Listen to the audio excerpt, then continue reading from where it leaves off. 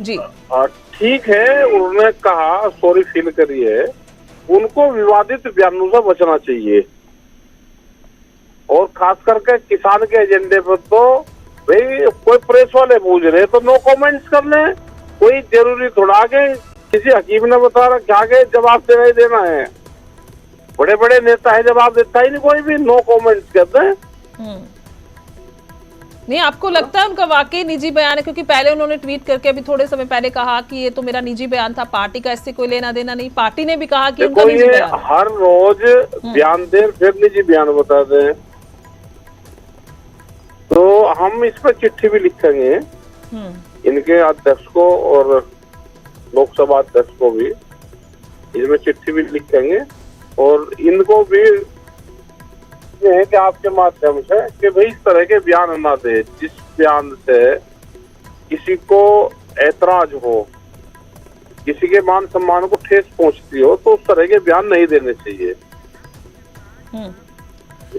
तो कैसा वाकई आपको लगता है कि ये उनका निजी बयान होता है? क्योंकि और किसान आगुओं से बात की तो वो कह रहे हैं कि पार्टी की तरफ से ये षड्यंत्र है किस्म का, वो जानबूझ के बोलते हैं कि ऐसा बयान दिया जाए कि पार्टी ने लगा दिया, जब तुम बयान भी दे दो और फिर अपना वापसी भी हट जाओ। नहीं तो इस तरह से कोई बयान देता नहीं, हर बार कोई बयान नहीं देता। इनके कोई मंत्री बयान नहीं देते।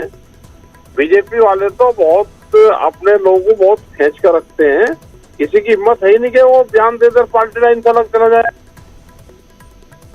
तो अब क्या मजबूरी है फिर पार्टी की? क्योंकि उन्होंने जेपी नड्डा उन्होंने पिछले समय में इनको तलब भी किया था, इनको कहा भी था कि ऐसे बयानों से गुरेज किया जाए, फिर भी ये बयान क्या कि या तो ये समझदार नहीं है भाई, प्रेस के लोग पूछते हैं तो ये उसी पलों में बयान दे देती है, पार्टी लाइन अलग हट जा।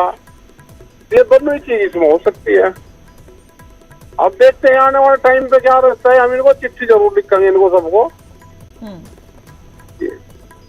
इनका स्वभाव कहेंगे, क्योंकि ये खुद कह रहे हैं कि मैं अब अदाकारा नहीं हूं, मेरे को समझना पड़ेगा। वो उसमें बयान में बोल रहे हैं, अब जो ताजा बयान आया है कि मेरे को अब देखना पड़ेगा कि गरिमा क्या है। ऐसा है ना, ये जैसी जगह बॉम्बे में रही है पिक्चरों में, वहां पे प्रतिबंधी होता था।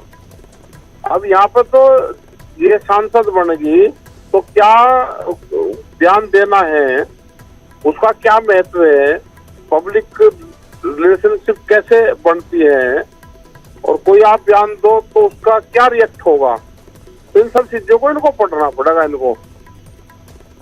और खास करके जो शौक है ना, प्रेस का जो शौक है, इससे दूर रहना पड़ेगा। और ये जिम्मेदारी पार्टी के लोग है, जब आपकी सांसद है तो इसको उससे दूर रखो।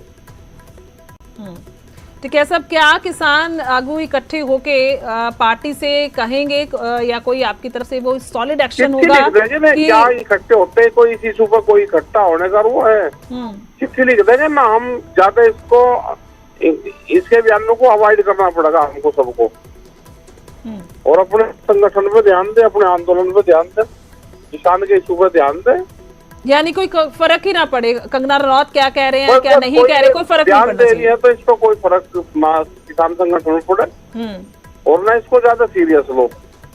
लेकिन गुस्सा बहुत आ जाता है जब कंगना जी बयान देते हैं, तो साहब आपको भी पता है बहुत आ जाता है भाई। बयान दिया तो मुद्दा तो आता ही है। तो कैसे वे पॉसिबल हो पाएगा? क्योंकि वो मेंबर पार्लियामेंट भी है। देखो अब तो अब ये नहीं कह सकते, कहेंगे कि पार्टी के लोगों को कहेंगे, और अपने किसान जितने हमारे किसान आगू है इनको भी सबको कहेंगे कि इसमें ज्यादा इसको ना हाईलाइट करने की जरूरत है। नो कमेंट्स में भी यही आता है कि हम उसको कोई जवाब नहीं देंगे। ठीक है, रमन मलिक है हमारे साथ, बीजेपी आगू, बने रहे आप हमारे साथ टिकैत साहब अगर समय है आपके पास। मलिक साहब क्या कुछ कहेंगे? आपने बातचीत सुनी है राकेश टिकैत साहब की, वो कह रहे हैं कि हमें यही करना पड़ेगा कि अब वो जो बोल रहे हैं कंगना रनौत वो बोलते रहे, क्योंकि पहले उन्होंने बयान दिया खेती कानूनों को लेकर, अब उन्होंने बयान वापस ले लिया। पार्टी कह रही है कि हमारा उस बयान से कोई सरोकार नहीं है, लेना देना नहीं है। देखिए, मैं समझता हूँ बहुत बारी मैं राकेश जी की बातें सुनता हूँ और हम आपस में इत्तेफाक नहीं रखते हैं, लेकिन इस बारी जो राकेश टिकैत जी ने अभी ये बोला है, चाहे वो कंगना जी के लिए बोला और चाहे वो अपने लीडर्स के लिए बोला, वो एक ही चीज दिखाता है कि उनमें भी विषय को लेकर परिपक्वता बढ़ गई है और मैं उसका स्वागत करता हूँ। मैं वहां से वो बक्कल उतार देने वाले बयान से लेकर आज को अगर देखो तो राकेश टिकैत जी एज ए स्टेट्समैन थोड़ा सा उनमें बहुत परिवर्तन आया, तो मैं उसका एक स्वागत करता हूँ। लेकिन मेरा अपना निजी विचार ये है, राकेश टिकैत जी अगर हैं, मेरे को नहीं पता है या नहीं है अभी हैं आपके कार्य जा चुके। मेरा अपना निजी विचार ये है कि आपको, और ये राकेश टिकैत जी, चरूनी जी, सबने यही बोला था कि ये कंसल्टेशन नहीं हुई, ये बातचीत नहीं हुई, इसमें बहुत सारी चीजें और आनी चाहिए थी जिस समय ये लॉज आए थे। मेरे को अभी लगता है कि किसान संगठनों को, किसान जत्थेदारियों को, जो खासकर पंजाब की है, एक शुरुआत करनी चाहिए। पंजाब से ही करें क्योंकि स्टेट सब्जेक्ट भी है एग्रीकल्चर। वो अपने आप जिस तरीके के ये कानून आए थे और जिन चीजों को ये एड्रेस कर रहे थे, उन चीजों को अपने हिसाब से एक बारी एक योजना बना के कि इस तरीके के नहीं, बल्कि ये चीजें ऐड करके इस तरीके से किसान की प्रोटेक्शन, इस तरीके से किसान को ये जो एग्रीकल्चर होता है, कॉर्पोरेट एग्रीकल्चर, उसमें प्रोटेक्शन कैसे देनी है, चीजें कैसे करनी, इसके तरफ अब चलना चाहिए। 1.5 साल से ये एजिटेशन पॉलिटिक्स हो गई।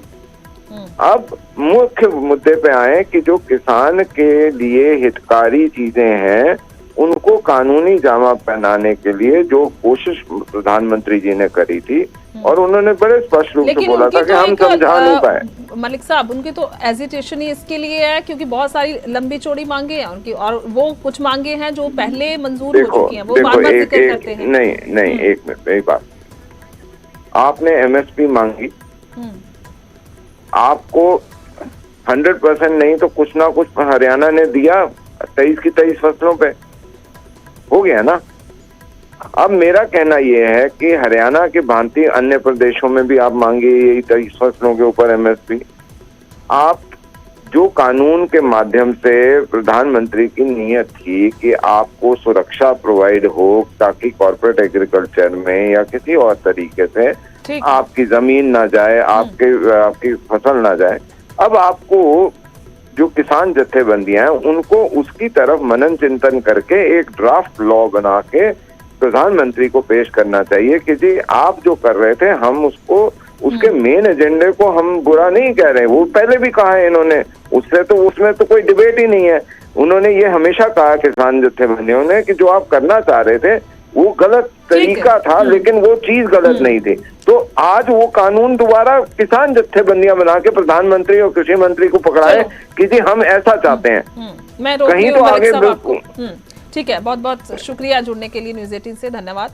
ਤਾਂ ਕੁੱਲ ਮਿਲਾ ਕੇ ਬਿਆਨ ਜੋ ਕੰਗਨਾ ਰਣੌਤ ਨੇ ਦਿੱਤਾ ਔਰ ਉਸ ਨੂੰ ਲੈ ਕੇ ਰਮਨ ਮਲਿਕ ਹੋਰੀ ਗੱਲਬਾਤ ਕਰ ਰਹੇ ਸਨ। ਉਹਨਾਂ ਨੇ ਕਿਹਾ ਕਿ ਨੇੜੇ ਤੇੜੇ ਇਸ ਤਰੀਕੇ ਦੇ ਨਾਲ ਨਹੀਂ, ਪਰ ਉਹ ਕਹਿ ਰਹੇ ਨੇ ਕਿ ਵੱਖਰੇ ਤੌਰ ਤੇ ਇੱਕ ਆਪਣੇ ਆਪ ਕਿਸਾਨ ਇਕੱਠੇ ਹੋਣ ਔਰ ਉਸ ਨੂੰ ਲੈ ਕੇ ਦੱਸ ਦੇਣ ਕਿ ਹੋਣਾ ਕੀ ਚਾਹੀਦਾ ਹੈ।